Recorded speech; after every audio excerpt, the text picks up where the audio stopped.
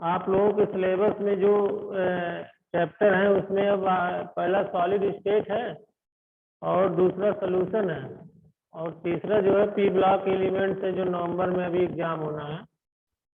ठीक है, तो ये जो है इसमें तो आज पी ब्लॉक एलिमेंट शुरू करते हैं। ठीक है, तो इसमें हमको ये कहना है कि element in which the last electron enters in any one of the three p orbitals of their outermost shell are p block elements। तो p block elements हम किनको कहेंगे? p block elements हम उनको कहेंगे जिनके जो लास्ट इलेक्ट्रॉन है, वो जो लास्ट इलेक्ट्रॉन है यानी जो वैलेंसी इलेक्ट्रॉन है, ये किसी भी एक p ऑर्बिटल्स में जाते हैं। जो p ऑर्बिटल है ना, px py pz, ये जो 3p ऑर्बिटल्स हैं, इनमें किसी भी p ऑर्बिटल्स में लास्ट इलेक्ट्रॉन अगर जाते हैं तो उनको हम बोलेंगे कि ये p ब्लॉक एलिमेंट्स है। p ब्लॉक का मतलब, p ब्लॉक एलिमेंट्स का मतलब जो उनके जो वैलेंसी इलेक्ट्रॉन है, वो वैलेंसी इलेक्ट्रॉन p ब्लॉक में जाने, p ऑर्बिटल्स में जाने चाहिए। अगर वैलेंसी इलेक्ट्रॉन p ऑर्बिटल्स में जाते हैं तो इसका मतलब हम ये समझते हैं कि ये p ब्लॉक के एलिमेंट्स हैं। दूसरा जो है, दूसरा पॉइंट ये है कि p block elements are placed in group 13 to 18 of the periodic table. जो p ब्लॉक एलिमेंट्स हैं ये किन किन ग्रुप में रखे हुए हैं पीरियोडिक टेबल में? पीरियोडिक टेबल में ये 13 ग्रुप से लेके और 18 ग्रुप तक, 13, 14, 15, 16, 17 और 18, ये जो 6 ग्रुप्स हैं, इनमें जो है पी ब्लॉक के एलिमेंट्स रखे हुए हैं पीरियोडिक टेबल में। ठीक है, और इनका जनरल इलेक्ट्रॉनिक कॉन्फ़िगरेशन है आउटर सेल का, आउटर सेल का जनरल इलेक्ट्रॉनिक कॉन्फ़िगरेशन है NS2 और NP126, NS2 और NP126 जनरल इलेक्ट्रॉनिक कॉन्फ़िगरेशन है। यहाँ पर जो है ये जो है general electronic configuration, electronic configuration है NS2 और NP126 इलेक्ट्रॉन, यानी जो NS2 है और NP6 इलेक्ट्रॉन है, ये जनरल इलेक्ट्रॉनिक कॉन्फ़िगरेशन है। ठीक है ना, तो हमने 3 चीजें बताई जो आपको ध्यान में रखनी चाहिए। पहली बात तो ये कि elements in which the last electron enters in any one of the 3 p orbitals of their outermost shell are p block elements. जो लास्ट इलेक्ट्रॉन है वो p ऑर्बिटल्स में जाने चाहिए, तभी हम उनको कहेंगे कि p ब्लॉक एलिमेंट्स है। और दूसरा पॉइंट ये है कि p block elements are placed in group 13 to 18 of the periodic table. Periodic table में जो p ब्लॉक एलिमेंट्स हैं वो ग्रुप 13 से ग्रुप 18 के बीच में रखे हुए हैं, ग्रुप 13 से लेके ग्रुप 18 में रखे हुए हैं। और इनका जो जनरल इलेक्ट्रॉनिक कॉन्फ़िगरेशन है आउटर सेल का, वो है NS2 और NP126। ठीक है ना, यानी s ऑर्बिटल में 2 इलेक्ट्रॉन रहेंगे और p ऑर्बिटल में लेके 1 से 6 इलेक्ट्रॉन तक हो सकते हैं। जैसे कि ग्रुप 13 में 1 इलेक्ट्रॉन, ग्रुप 14 में p ऑर्बिटल्स में 2 इलेक्ट्रॉन, ग्रुप 15 में 3 इलेक्ट्रॉन, ग्रुप 16 में 4 इलेक्ट्रॉन, ग्रुप 17 में 5 इलेक्ट्रॉन और ग्रुप 18 में 6 इलेक्ट्रॉन्स हो सकते हैं। इस तरह से इनका जो जनरल इलेक्ट्रॉनिक कॉन्फ़िगरेशन है वो NS2 और NP126 है। ठीक है। अब जो है, लेकिन ये जो ग्रुप 13 to 18 जो पीरियोडिक टेबल में रखे हुए हैं, ये सारे ग्रुप हमारे सिलेबस में नहीं है। हमारे सिलेबस में कुल है ग्रुप 15, ग्रुप 16, ग्रुप 17 और ग्रुप 18, 15, 16, 17 और 18। तो हम पहले ग्रुप 15 एलिमेंट्स के बारे में चर्चा करेंगे। तो ग्रुप 15 एलिमेंट्स जो है उनका इलेक्ट्रॉनिक कॉन्फ़िगरेशन है, valency shell electronic configuration of these elements is NS2 और NP3। ग्रुप 15 में जैसा कि हमने बताया, इनका जो जनरल इलेक्ट्रॉनिक कॉन्फ़िगरेशन है वो है NS2 और NP3। ठीक है ना। आप देखिए, atomic and ionic radii, covalent and ionic radii increase down the group. इस ग्रुप की जब हम स्टडी करेंगे तो हम सबसे पहले ये देखेंगे कि एटॉमिक रेडियाई और आयनिक रेडियाई का ग्रुप में क्या प्रभाव पड़ता है। तो आप सबको मालूम है, हम इसके पहले बता चुके हैं कि जो एटॉमिक रेडियस है, एटॉमिक रेडियाई है of the atoms of the element, वो इस ग्रुप में जब ग्रुप से ग्रुप में टॉप टू बॉटम हम नीचे जाते हैं, टॉप से लेके बॉटम तक नीचे जाते हैं, तो एटॉमिक रेडियाई इंक्रीज होती है। एटॉमिक रेडियस, एटम का जो रेडियस है वो क्या है, बढ़ता है ग्रुप में ऊपर से नीचे जाने पर। Covalent and ionic radii increase down the group. Covalent radii या आयनिक रेडियाई जब टॉप टू बॉटम हम नीचे जाते हैं तो वो जो है क्या होता है, इंक्रीज होता है। दूसरी बात जो है आयोनाइजेशन एंथैल्पी की अगर हम बात करें तो it goes on decreasing down the group due to increase in atomic size. तो अब देखिए एटॉमिक साइज बढ़ता है, एटॉमिक साइज बढ़ने के साथ साथ ये जो आयोनाइजेशन एंथैल्पी है ये ग्रुप में नीचे जाने पर डिक्रीज होती है, ठीक है ना। आयोनाइजेशन एंथैल्पी जो है वो एनर्जी है जो आयोनाइज होने के लिए लगती है, ठीक है ना। आयोनाइजेशन, फॉर आयोनाइजेशन, किसी भी एटम को आयंस में कन्वर्ट होने के लिए आयोनाइज होना पड़ता है, या तो इलेक्ट्रॉन लॉस होगा या फिर इलेक्ट्रॉन गेन होगा। तो इसमें जो है एनर्जी की जरूरत पड़ती है।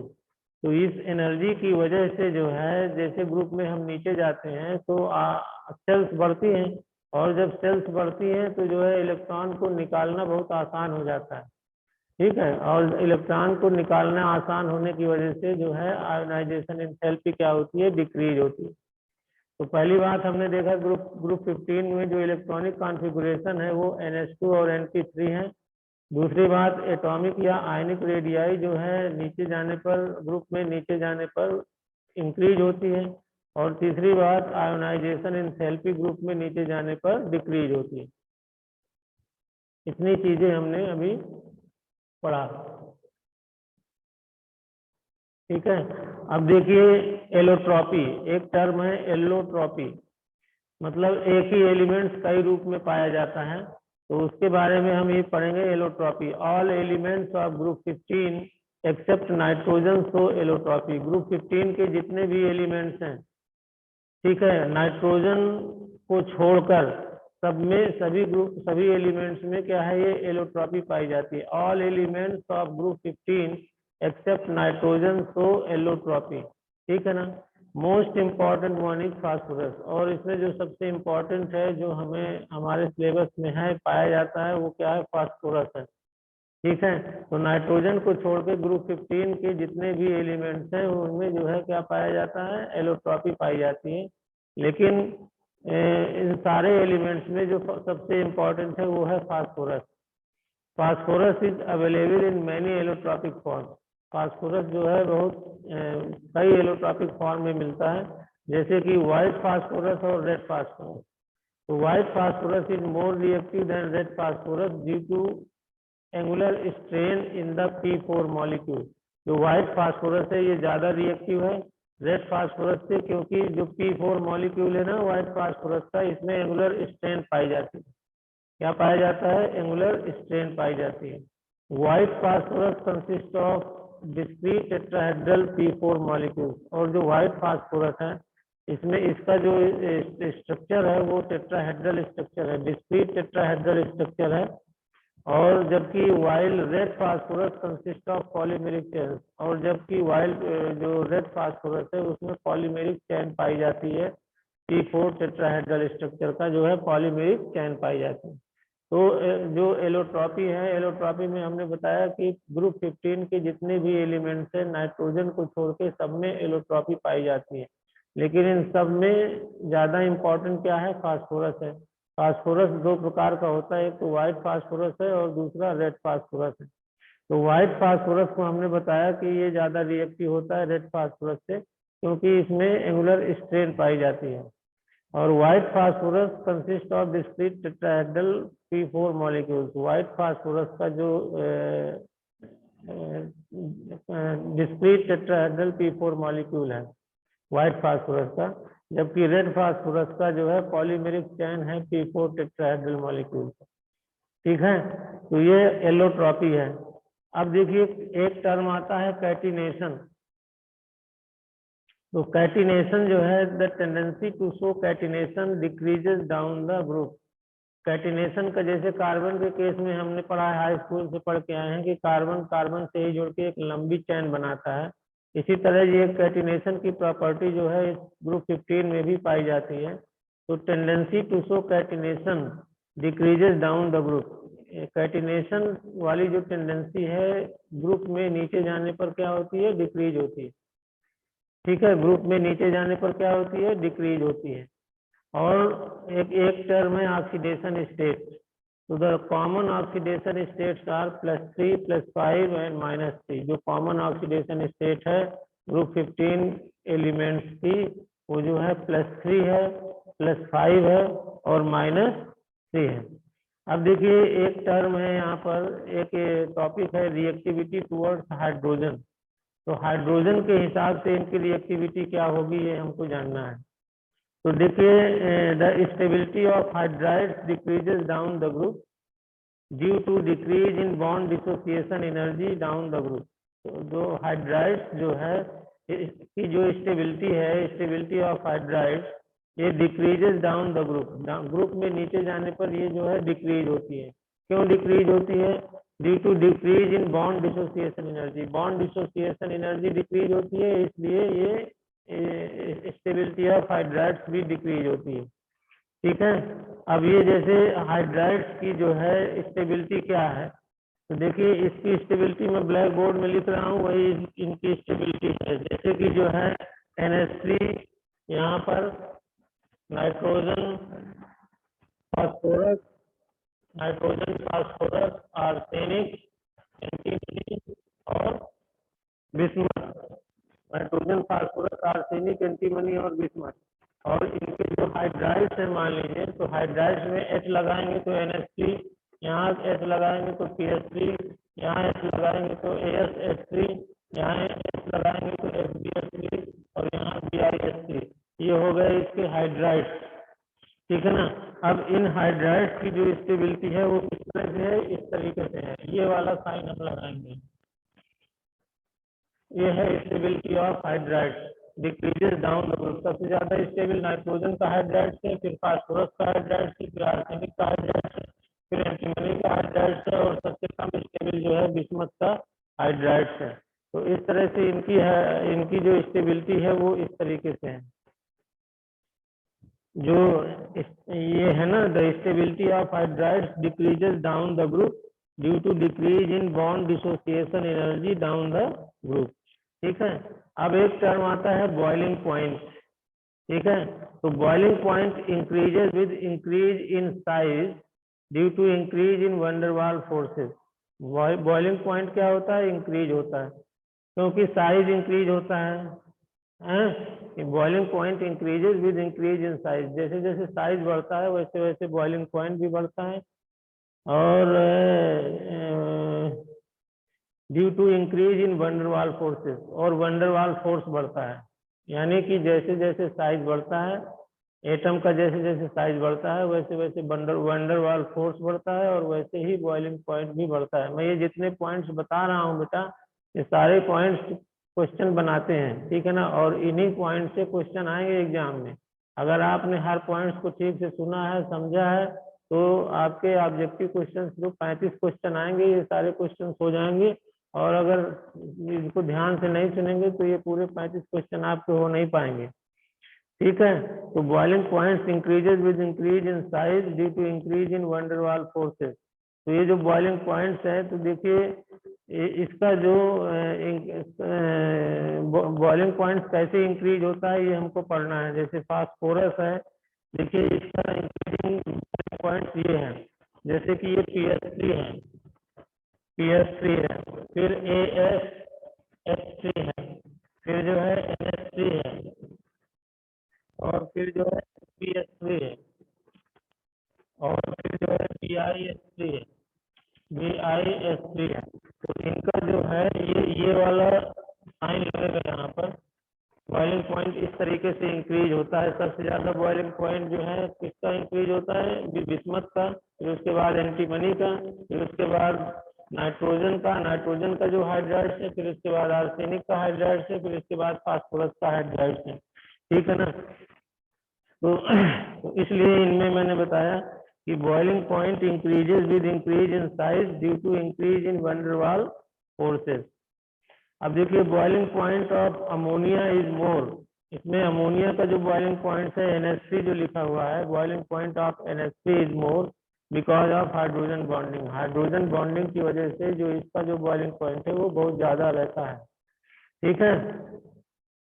अब देखिए एक पॉइंट है बॉन्ड एंगल, इसमें एक क्वेश्चन आ सकता है कि बॉन्ड एंगल का जो है, बॉन्ड एंगल्स के हिसाब से ये जो हाइड्राइड्स हैं इनका जो है इंक्रीजिंग या डिक्रीजिंग ऑर्डर क्या है। बॉन्ड एंगल के आधार पर जो हाइड्राइड्स हैं इनका इंक्रीजिंग या डिक्रीजिंग ऑर्डर क्या है। तो इसका जो है मैं बता रहा हूँ कि बॉइलिंग पॉइंट्स के आधार पर, जैसे कि मान लीजिए ये है,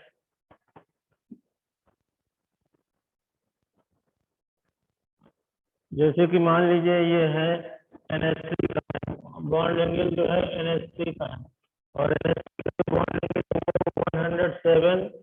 107.8 डिग्री ये है।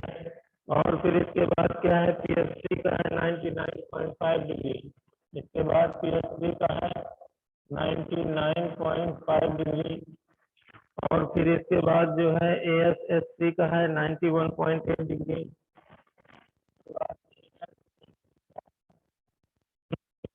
ASH3 का 91.8 डिग्री,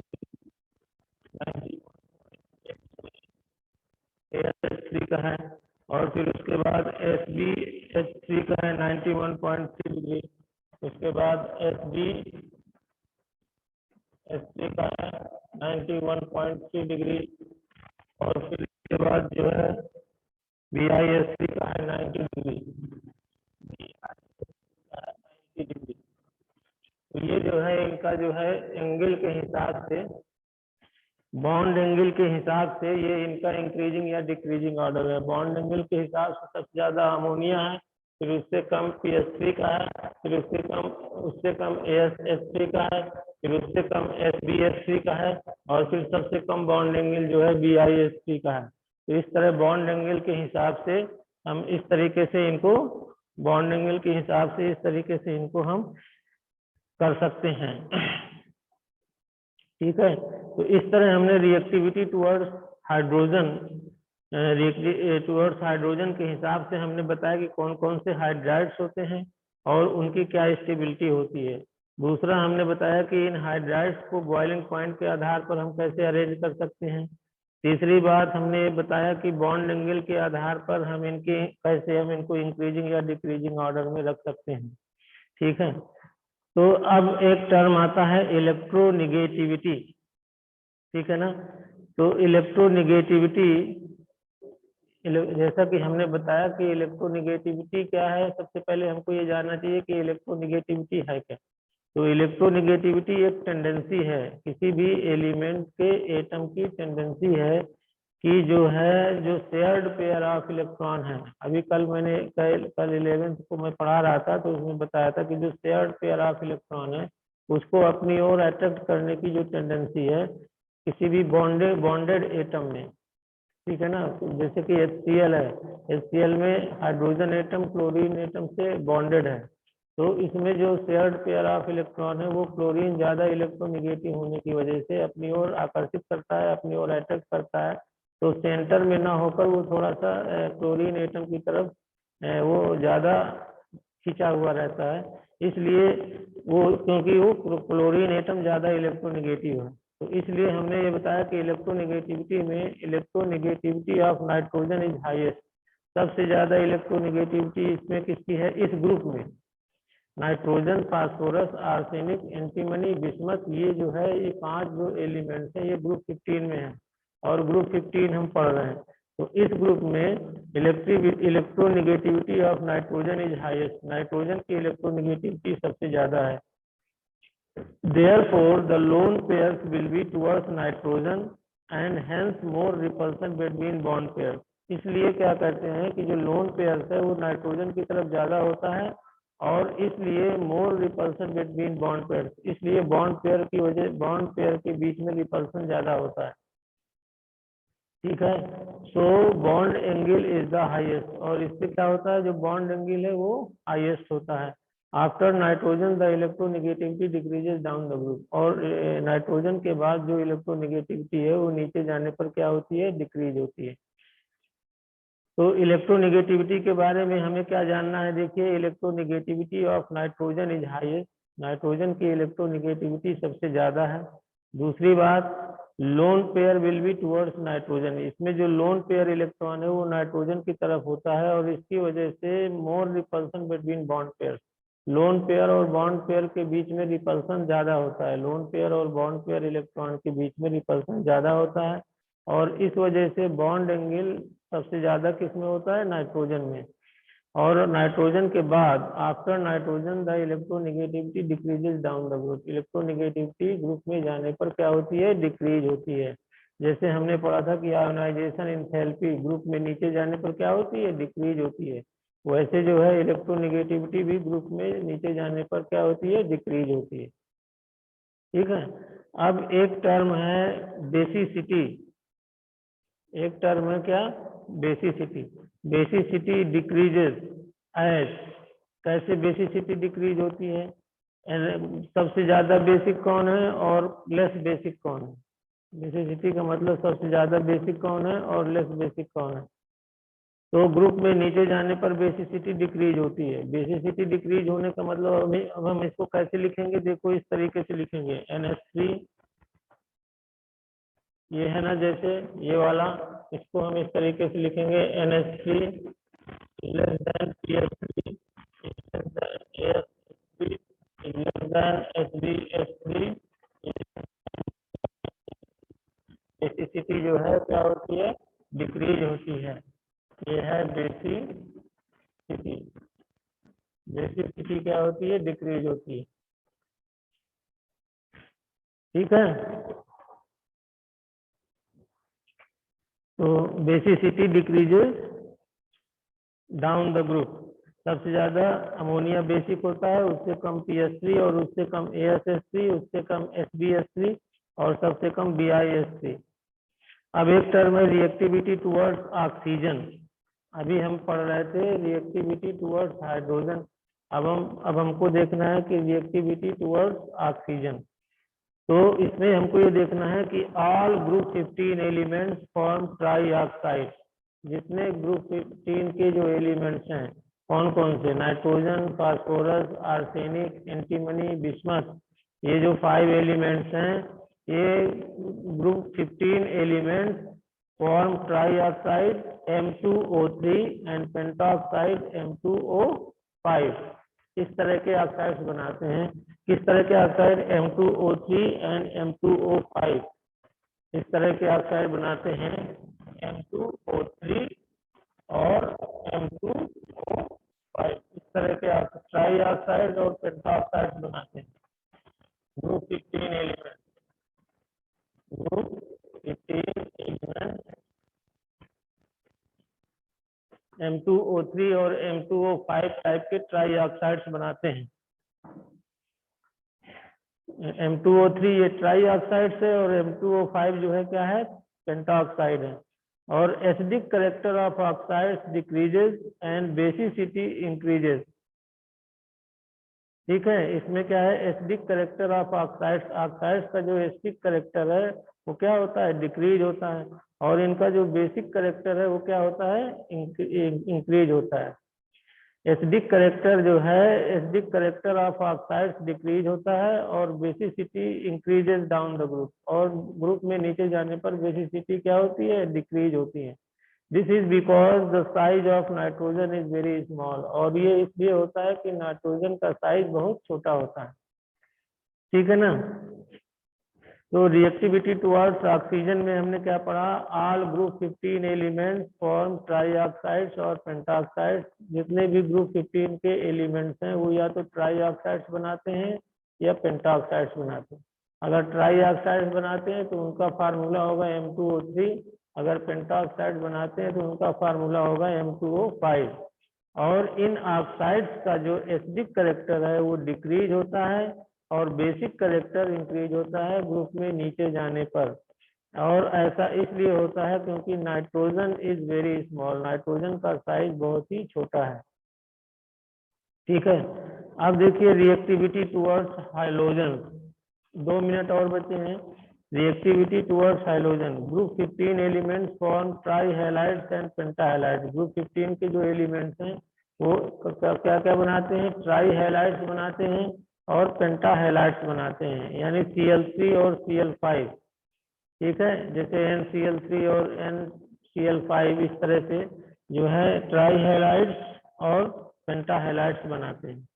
ठीक है, reactivity towards metal, all elements react with metal to form binary compound.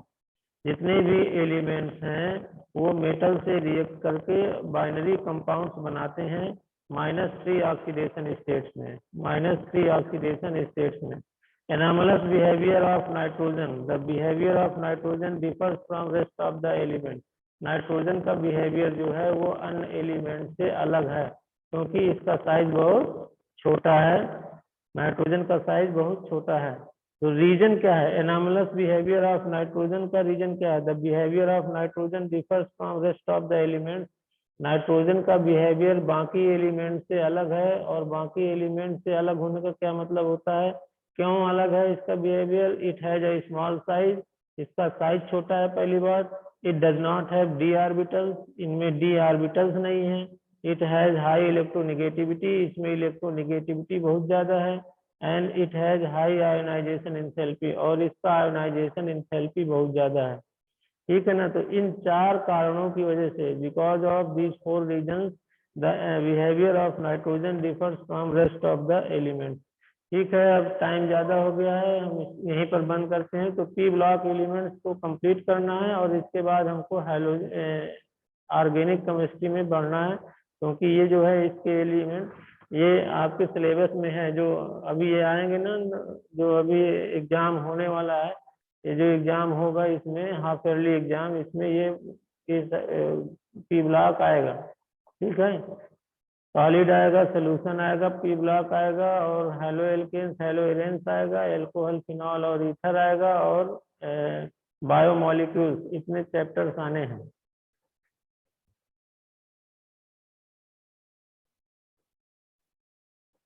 Hello, yes sir. हाँ इतने सारे चैप्टर आने हैं, ठीक है ना। Yes sir. ठीक है, बंद करते हैं।